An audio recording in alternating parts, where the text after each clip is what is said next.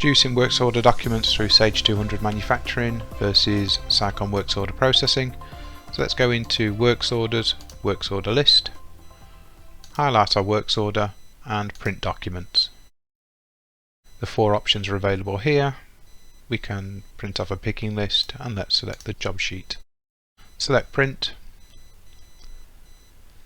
and we can see the documents printed off or produced. The equivalent in Sicon works order processing, if we open up the works order,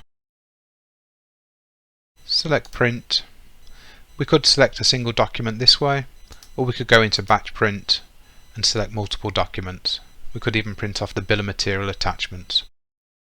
Let's produce the works order detail, which is essentially a job card, and the picking list. We've also got the option for expediting report, BOM drawings.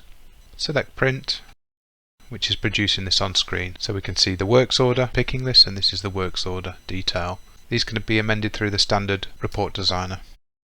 We can also automate, so if we're creating manual works orders through the works order module, we can automate the printing. So if we go into auto print maintenance, upon creation of the works orders, do we want it to print attachments, print works order detail and a picking list? We can tick any of those. So when we create a works order,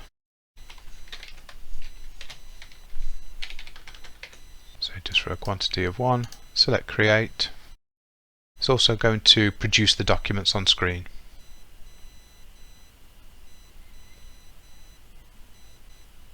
So there's my PDF drawing, or the attachment I've got against the bill of material. There's also my picking list and my job card.